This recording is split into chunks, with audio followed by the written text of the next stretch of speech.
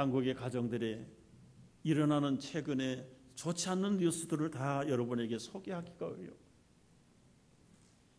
다 큰 자식이 60이나 된 아들이 50대 후반이 된 딸이 부모 서로 모시지 않겠다고 싸워가지고 얼굴에다가 초산을 뿌리고 먹고 죽고 자살하고, 자기 힘들다고 병든 아버지 갖다가 내버려서 굶어 죽게 만드는 그런 아들. 그런데 이 부모들은 그런 버림을 받아도, 여러분, 필리핀에 여행 가서 내버리고 오는 아들들이 많대요. 옛날에는 제주도였는데 지금은 제주도도 아니에요. 그런데 거기에서 발견된 부모들은 하나같이 자기 아들이 누군지 이름을 절대로 말하지 않는다는 거예요. 그 아들에게 욕이 돌아갈까 봐. 여러분, 가장 예의가 바르다는 대한민국, 한국에서 일어나고 있는 실정입니다. 교회에서는 어떻게 하고 있을까요? 요즘은 그런 편지 못 받아서 제가 10여 년 전에 한 두세 통 지금 편지 가지고 있는데요. 우리 성도들 고발하는 편지, 그 친족들이 누구라고 얘기하면 참 누가 될까 봐 그저 피상적으로 얘기해요.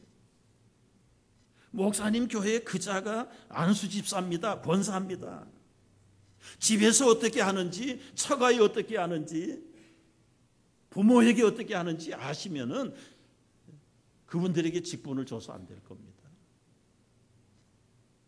제가 한 가정은 아주 답장까지 써서 제가 사과의 편지를 보냈어요. 그리고 그 자녀손들을 불러다가 터놓고 같이 울면서 기도한 적도 있어요. 들어보면 아버지가 너무했다는 거예요. 어머니가 너무했다는 거예요.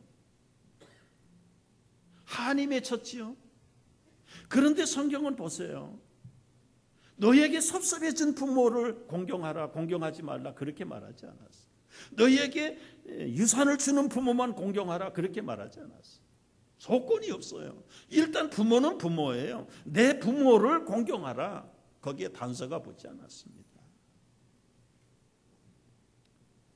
끝까지 받아들이지 못하고요, 결국은 다른 교회로 떠나긴 했는데, 여러분, 예수님의 경우를 보세요. 자기를 끊어버릴지라도 그야말로 지옥에 던지고 십자가에 던지는 그 하나님 아버지를 향해서 아버지는 얼굴을 돌리셨는데 어찌하여 나를 버리십니까? 내가 끝까지 아버지 손에 내 영혼을 부탁합니다. 여러분, 우리 기독교의 효가 참, 하나님이 냉정하게 아들을 버리셨는데 누구를 위해서 버리셨습니까? 결국은 여러분과 나를 구원하시려고 당신의 아들을 포기하신 그 아버지. 그럼에도 불구하고 거기에 굴하지 아니하고 끝까지, 마지막 순간까지 아버지를 바라다 보며 그 아버지를 신뢰했던 예수님의 그 아름다운 믿음의 효도, 그것은 오늘 우리에게 다시 한번 거룩한 도전이 되지 않을 수가 없습니다. 이 가르침을 쫓아서 정말 내 안에 어떤 상처가 있는지 한번 생각을 해봤어요. 그러나 그 상처도 이제는 주님 안에서는 치료될 수 있다는 것을 알았어요. 37년 동안 아버지에 대해서 앵거를 가지고 분을 품고 있는 아들에 대한 이야기를 여러 번 하세요. 저희 교회도 한번 오셔서 간증하셨어요. 한국의 정택이 목사님 기억나십니까? 아버지가 바람을 피웠는데 자기 아들보다 3살 많은 젊은 여자 얻어가지고 그쪽에도 4명인가 5명 아들을 낳고, 아예 이쪽은 돌아다보지도 않고 어쩌다가 오면 계속 뒤집어 엎고 두들겨 패고 깨고, 그런 속에서 자란 이 아들이 37살 목사가 되고 신학교 교수가 됐는데도 그 마음속에 아버지에 대한 원한이 사라지지 않는 거예요. 겉으로 볼 때는 교수입니다. 목사입니다. 그분이 전공을 택한 게 상담학이에요. 미국에 상담학하러 유학을 왔어요.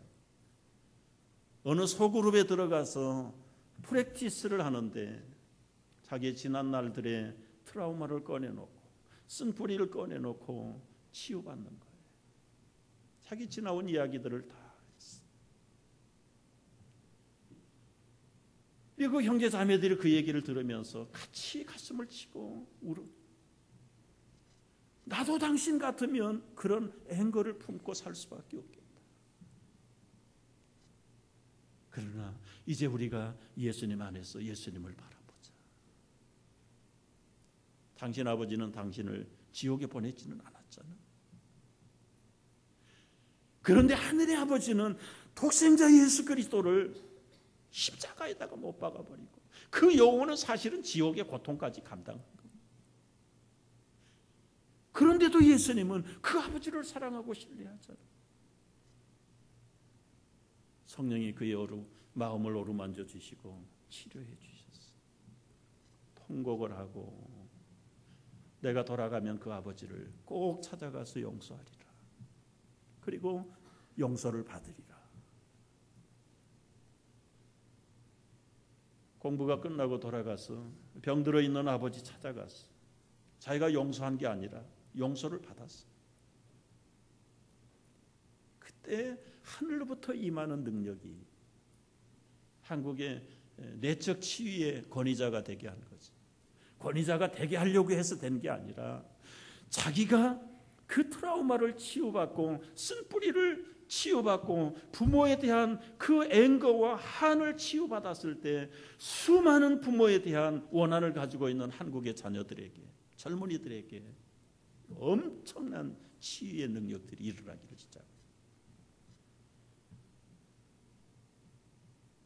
여러분, 우리가 예수님도 부모를 사랑하고 순종하고 하나님을 끝까지 의지했던 것처럼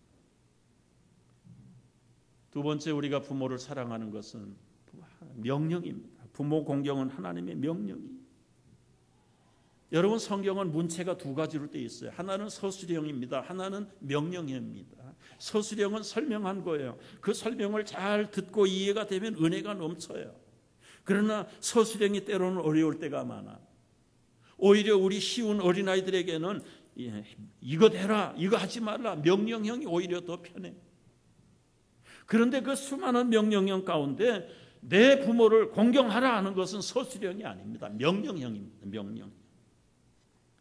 명령이라고 하는 것은 답이 하나밖에 없어요. 불순종이 아니라 순종하는 거예요. 순종하면 순종에 대한 보상이 있어요. 그러나 불순종하면 불순종에 대한 벌이 있단 말이에요. 벌이 있어요. 부모를 공경하라. 순종이 무엇입니까? 순종에 대한 축복이 무엇입니까? 나 여호와가 내게 준 땅에서 잘되고 내 생명이 길 것이다. 그러나 여러분, 부모 공경에 대해서 명령 앞에 불복종하는 자들에게 돌아오는 벌이 무엇입니까? 일일이 다 열거할 수가 없어요.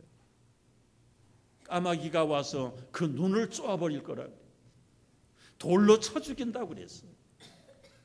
명령을 어기면 율법의 형벌은 돌로 쳐 죽이는 것입니다. 여러분, 오늘날 그 율법이 그대로 통용된다면 살아있을 자녀가 얼마나 있을까? 감사하게도 정말 예수님이 우리의 죄를 용서하셨기에 우리에게 기회를 주신 거지. 여러분, 부모 공경은 축복의 통로예요. 순종하는 자들에게 주시는 하나님의 축복이 뭡니까? 세 가지 있어요.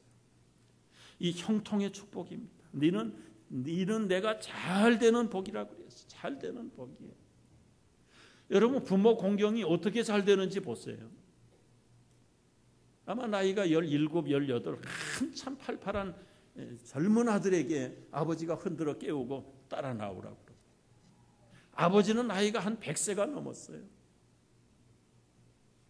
짐승을 끌고 자기 아들을 데리고 어디엔가 길을 떠나는데 그 짐승의 등에는 나무가 있습니다.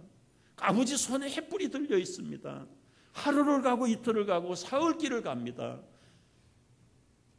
머리가 돌아가는 아들이 볼 때 분명히 목적지는 말하지 않는데 지금 나무도 있고 횃불도 있고 제사를 드리러 가는 게 분명한데 아버지, 재물은 어디 있습니까? 재물은 하나님이 아마 준비했을 거다. 가자. 모리아산까지 올라갔습니다. 짐승 등에 있던 나무를 장작을 꺼내놓고 단을 쌓고 그 젊은 아들을 손발을 묶어가지고 결박해서 그 장작대에 올려놓습니다. 그 아들이 지금 생각이 백치입니까? 아버지가 무엇을 하려는지 모르는 아들일까요? 분명히 지금 자기를 잡아서 불에 태워 제물로 드린다는 그 아버지의 어떤 면에서 볼 때는 이 망령된 행실이고 노망들린 행실인데도 불구하고 그 아들은 말 한마디 대꾸가 없습니다. 그가 지성이 모자랐을까요? 똑똑하게 덤빌 수 있어요. 아빠, 하나님이 어디 사람 잡아가지고 제물 드리라는 데가 있느냐? 따져 묻지 않았습니다. 여러분 이해할 수 없어요. 아브라함의 믿음도 크지만 그 젊은 아들이 아무리 몸이 묶였어도요, 한 번 꿈틀꿈틀하면 그 장작댐 위에서 떨어져서 제사는 안 될 거예요. 늙은 아버지가 제대로 걸음이나 걷겠어요? 3일 길을 걸어와서 지칠 대로 지쳤을 텐데. 그런데 이 아들 이삭은 꼼짝하지 않고 누워있어요. 아버지가 칼을 들어서 내리칩니다. 그때 하나님의 사자가 막으셨죠. 눈을 들어보니 수풀에 걸린 수양을 잡아다가 그 아들 대신에 각을 떠서 불에다 태워드리. 사실은 그 짐승을 죽인 것이 아니라 자기 아들 독자 이삭을 잡은 거나 다름없지. 여기서 한번 이삭을 보자고요. 여러분, 이삭이 모자라서? 분별력이 없었어요? 성경 지식이 없어서? 아닙니다. 한마디로 믿음으로 그냥 아버지가 하는 대로 자기 생명도 맡겨놓은 것이지. 여러분, 이삭이 그렇게 하고 나서 받은 복이 무엇입니까? 창세기 24장 12절을 보면은요, 이삭이 그 땅에 농사하여 그 해에 100배를 받았다고 했죠. 100배를. 그뿐만 아닙니다. 여호와께서 복을 주심으로 그 사람이 창대하고 왕성하여 마침내 거부가 되어 양과 소가 떼를 이루고 종이 힘이 많았더라. 여러분, 이 말씀을 볼 때 우리는 한번 돌아다 보세요. 물론 효도가 물질의 복을 받는 건 아니지만 이 이삭을 초점을 맞춰 본다고 할 때 내가 가난하게 사는 것은 불효에 대한 대가가 아닌가. 속으로 코웃음 칠런지 몰라요. 나는 부모 잘 안 모셔도 돈 잘 벌고 잘 되기만 하더구나. 하나님 제대로 공경 안 해도 나는 떵떵거리고 사는데. 여러분, 그런 분들에게 제가 할 얘기가 있어요. 만약에 부모를 하나님을 하나님처럼 섬겼더라면 지금보다 얼마나 더 크게 복을 누리고 살 수 있었을까요? 여러분, 부모의 축복을 통해서 받는 그 놀라운 약속은 형통의 축복이 잘 되는 거예요. 잘 되는 거예요. 두 번째는 장수의 축복입니다. 내 생명이 길리라. 여러분, 부모님 말씀 잘 듣는 사람이 남의 유부녀를 유혹해서 간음하다가 잡혀가지고 돌에 쳐 죽임을 당하겠습니까? 남의 물건 훔치다가 도둑으로 현장에서 체포돼가지고 돌로 쳐 죽임을 당하겠습니까?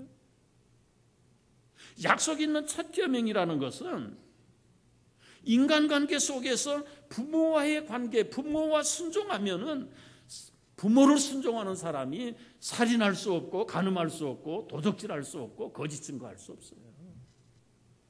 아까 말씀드린 대로 이 부모하고의 관계가 뒤틀린 사람이 나가가지고 훔치고 나쁜 짓 하고 거짓 증거하고, 그게 가정에서 어려서부터 이게 기본적인 캐릭터의 프레임이 잘못된 사람들이지. 그런 사람이 오래 살 수 없어요. 부모의 말을 잘 듣는 사람이 어려서부터 길 조심해라, 차 조심해라, 그런 사람이 교통사고 당하지 않지요. 말 듣지 않고 함부로 길 건너다가 술 마시고 음주운전하다가 사람 쳐 죽이고 사람 차에 생명이 다 끝나버리는 그런 어리석은 사람들이 얼마나 많아요. 하나님 말씀은 하나도 현대에도 틀리지 않아요. 음식 조심해라 조심해라 그러는데 그저 절제 못해가지고 성인병 걸려가지고 결국은 가는 것도 따지고 보면 부모 말 안 들은 것 때문이고, 우리가 어느 것 하나 하나님 말씀은 버릴 것이 없어요. 장수하면 장수가 아니라 효도하면 장수예요. 효도하면 장수. 거꾸로 해도 여러분 알아들을 줄 압니다. 제가 어려서 저희 시골 농가의 큰 집에 가면 저희 할머니가 계시는데요. 할머니 12살 때 시집 오셨어요. 농가에 와가지고 큰 물이 물길로 댕기느라고 제대로 먹지 못하고 일만 너무 해가지고 12살 때 키가 97살 되도록 그 키가 그 키였습니다. 생각을 해보세요. 그런데 20살도 되지 않은 그 새댁 며느리가 왔는데요. 시어머니가 요즘 말로 하면 치매고 옛날 말로는 망령이 걸렸대. 망령. 그 얼어붙은 꽁꽁 추운 겨울에 잉어 고기 내놓으라고 성화를 대는데 이 어린 며느리가 잉어를 잡으러 그 냇가에 가가지고 얼음을 깨고 있다가 그저 기절을 하고 쓰러 동네 사람이 어쩌다가 발견을 해서 살은 거예요. 알아보니까 그 어린 며느리가 시어머니 잉어 잡아다가 해드리려고 왔는데요. 이 잉어를 어떻게 잡습니까? 동네 청년들을 몇 사람 데려다가 잉어는 못 잡고 붕어 몇 마리 잡아다가 그 시어머니 대접을했대요. 그 소문이 그 군 당국에 알려져 가지고 연료 효부상 표창을 하고요. 조그만 공덕비를 세워놓은 걸 제가 어려서 그 시골 동네 가서 본 적이 있어요. 거기에 비해서 할아버지는 술 마시고 그래도 74세까지 사더만. 근데 할머니는 97세까지도 눈 하나 흐리지 아니하고 귀 하나 흐리지 아니하고 살다가 깨끗하게 가셨어요. 여러분, 저는 효도하면 장수하는 것을 저희 할머니를 통해서 합니다.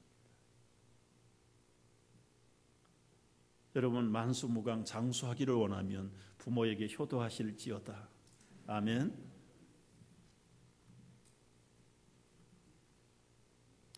마지막 말씀 하나 드리고 마치려고 합니다. 어느 농촌의 며느리 한 사람 밭에서 일을 하고 집에 돌아왔는데요. 안방을 열어보니까 이 끔찍한 사건이 벌어졌어요. 망령 들은 시어머니가 닭고기 먹고 싶다고 자기 2살 난 손자 목을 밟아서 죽여놨어요. 닭을 잡는다는 거예요. 상황을 보니 이제는 이미 싸늘하게 죽어버린 아들 끌어안고 원망을 할 겁니까? 통곡을 할 겁니까? 참 믿음으로 이기는 이 며느리, 닭장에 가서 닭을 한 마리 잡아다가 닭을 잡는데 눈물이 비 오듯이 쏟아져요. 영문도 모르고 맨날 아내를 구박하던 남편이 돌아와서 아내가 눈물을 흘리며 닭을 잡고 있는데 무슨 영문인지 물어보는 거예요. 일단은 어머니 요리 대접하고 나서 제가 자초지정을 얘기하겠다고 눈물을 흘리며 닭고기를 요리해가지고 어머니에게 맛있게 대접을 하고 그리고 나서 그 얘기를 한 거예요. 그때 이 못된 남편이 아들 죽인 것은 깜짝하지 않고 그렇게 상황 속에서도 어머니를 효도하는 그 아내를 보고 충격을 받고 놀란 거예요. 그 자리에서 그 아내에게 두 손 들고 내가 당신 믿는 예수 믿겠다. 눈물로 아들을 장례하고 교회당에 따라 나가기.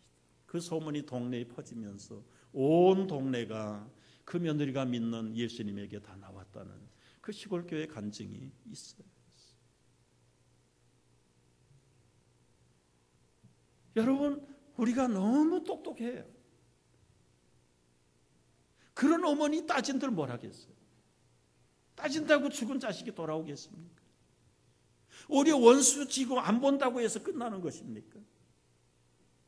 감옥에 넣은들 직성이 풀리겠습니까? 우리의 우선순위가 어디에 있습니까? 하나님 말씀. 정말 주님을 공경하듯 내 생명을 내어놓고 주님을 사랑한다면 부모에 대한, 형제에 대한, 자식에 대한 그 미움과 원한과 그 깨어진 관계들이 다시 이번 부모님 주간에 회복돼야 될 줄로 믿습니다. 그렇게 할 때만이 네가 잘 되고 여호와께서 주신 이 땅에서 장수하며 또 영원한 천국의 생명까지 누리게 되는 복된 하나님의 자녀들로 될 줄 믿고 우리가 이런 자녀들이 우리 모두가 되기를 주의 이름으로 축복합니다. 기도하겠습니다.